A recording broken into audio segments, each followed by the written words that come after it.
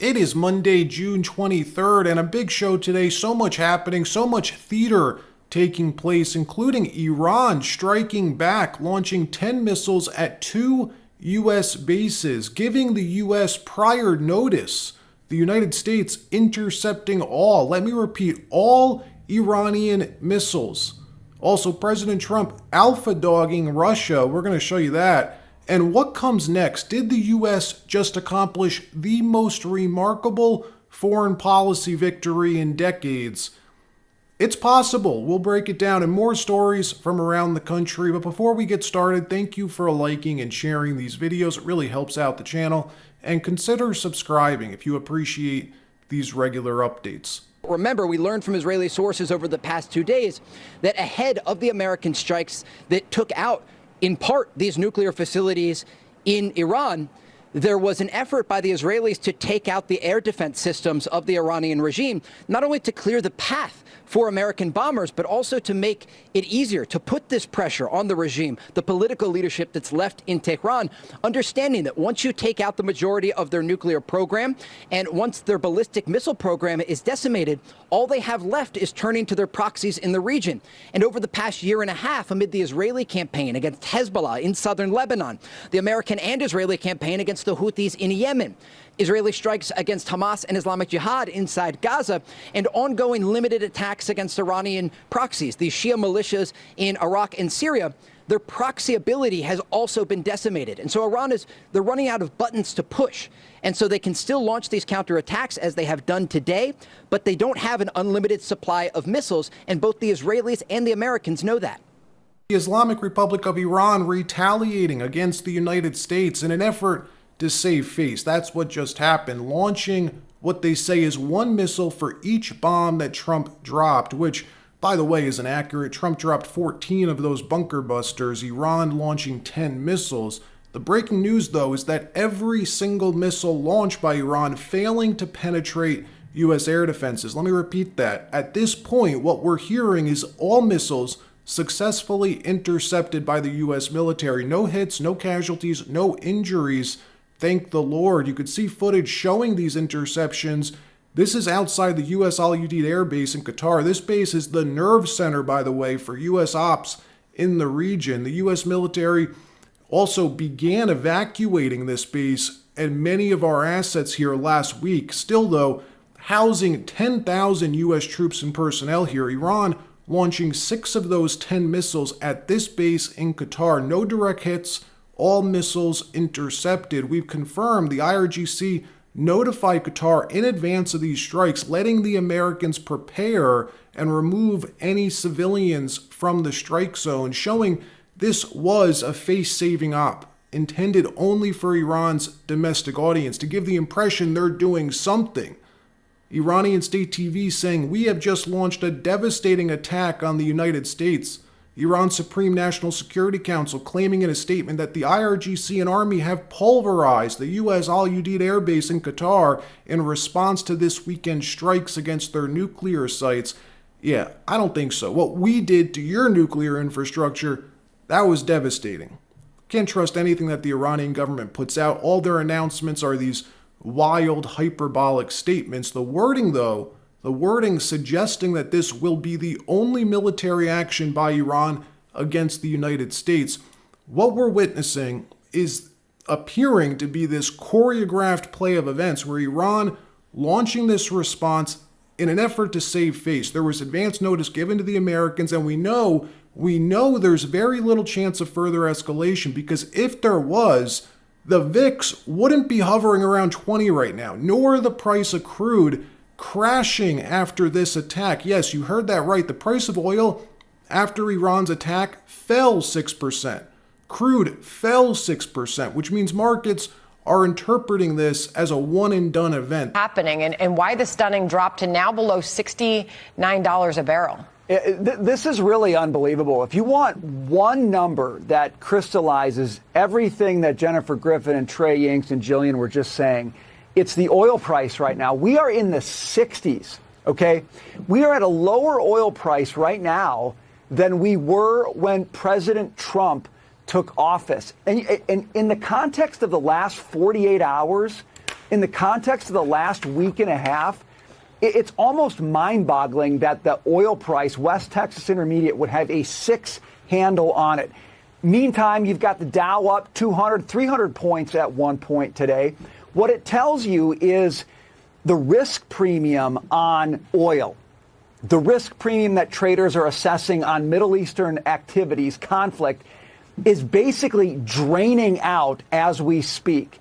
Remember, we've been talking about the threat of Iran maybe going after the Strait of Hormuz. As oil ticks down, what it's telling you is the folks who monetarily have the biggest stake in the game in oil are saying, we don't think Iran's going to do that in any meaningful way. The question now, though, is this the end of America's participation in this war? Will the Trump administration let this attack slide, given all missiles were intercepted, no injuries, no fatalities? Will Trump call it even? If he does, if Trump calls it even, this could be the largest foreign policy victory by the United States in decades. Limited, aggressive, prudent, violent action to achieve our national security objectives, but no new wars, no boots on the ground, no waste of American treasure, no loss of U.S. life, while at the same time fundamentally changing the security dynamic in the Middle East, eliminating the Iranian nuclear program, severely weakening the current Iranian regime, leaving it up to the Iranian people. Are they happy? Are you happy with your leadership? Are you content with this regime that wastes your resources on building a militarized nuclear program, spending billions of your dollars on nuclear proliferation, then losing it in a matter of days? All of that, though, should be left up to Iran. America should have no say in that whatsoever. We have our own problems to contend with, and we're now getting more detail on President Trump's thought process on how he views next steps. Former Congressman Matt Gaetz, Trump's original AG appointee, telling Benny Johnson this morning that he called the president, asked him point blank, what is the plan here, Mr. President? Trump confirming he has no plan to put boots on the ground. He wants this to be one and done, just like what happened with Soleimani in 2020. Watch. How have those conversations gone with the president? And can you give us like a 30,000 foot like sort of perspective on this? Yeah, I mean, I don't really do readouts on that stuff, but what I could tell you is he is upbeat. He's very focused. He's very dialed in on this, and he is taking a lot of advice and input, and I think he's the best guy to synthesize it. The most important thing for your viewers, and I think for his administration, is he wants to make this a repeat of the Soleimani strike, not a repeat of the Iraq war. That is the central thing that comes out of our discussion, and we need the policies to be able to provide him that decision-making space. President Trump can navigate this, take this off-ramp, give this off-ramp to Iran to de-escalate. This could close the current chapter in America's involvement here. I thoroughly believe this could be, if Trump can navigate this correctly, the largest foreign policy victory for an American administration in decades, in half a century. I'll caveat that, though. There's a big if here. If Trump can navigate this and close this chapter successfully, let me know what you think. Should Trump retaliate, or was this the plan all along, knowing the Iranians had to do something in return? Let me know what you think. In another story, Russia's former president, Dmitry Medvedev, making news yesterday, posting on X that Russia is ready to directly supply Iran with their own nuclear warheads.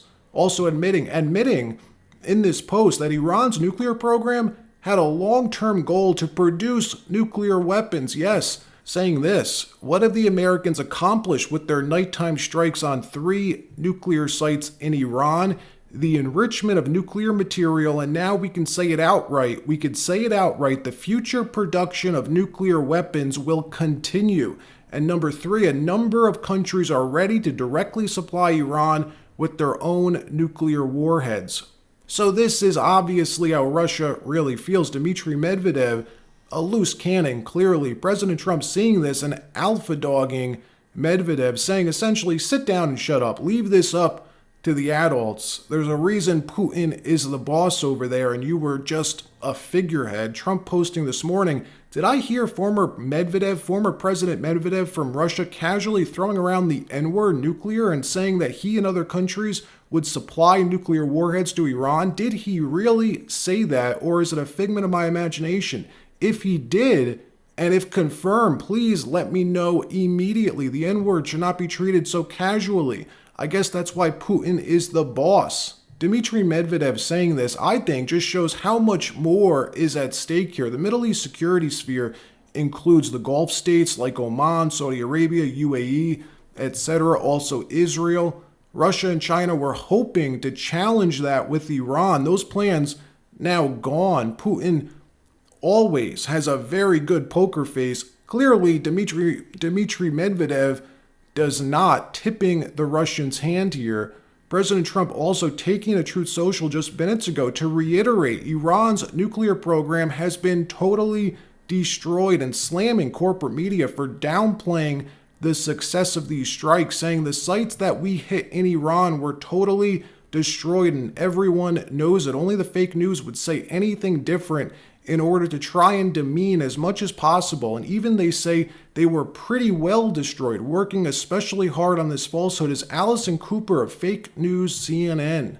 I would say if President Trump does use this as an off-ramp and doesn't retaliate against Iran, again, I believe this could be the largest foreign policy achievement of any American president in decades. Something else we don't know yet is where in the world is Iran's Ayatollah? We were hearing reports days ago, which we didn't talk about publicly because they weren't confirmed, but we were hearing reports that Israel had struck his bunker.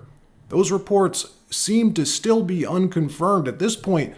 Nobody knows, though. Nobody's heard from the Ayatollah. Iranian officials saying he's gone underground, scared the Americans and Israelis will assassinate him, but I don't know, is that true? Is he really in hiding, or was he actually killed? We don't know, but it makes you think, who's calling the shots right now in Iran? Is it the IRGC? Are they getting any direction from their supreme leader? Trump causing an uproar last night on social media after posting this. It's not politically correct to use the term regime change, but if the current Iranian regime is unable to make Iran great again, why wouldn't there be a regime change over there? MAGA, make Iran great again. Clearly trying to troll the woke right. Trump's the ultimate troller, folks. Let me know what you think. If Iran's Ayatollah is in fact still alive, in hiding, how long do you think he has? How long will he be able to hold on to power? I really doubt the Iranian people will tolerate this guy much longer. Let me know what you think. All right, that wraps up this episode. Like, subscribe. We'll see you next time.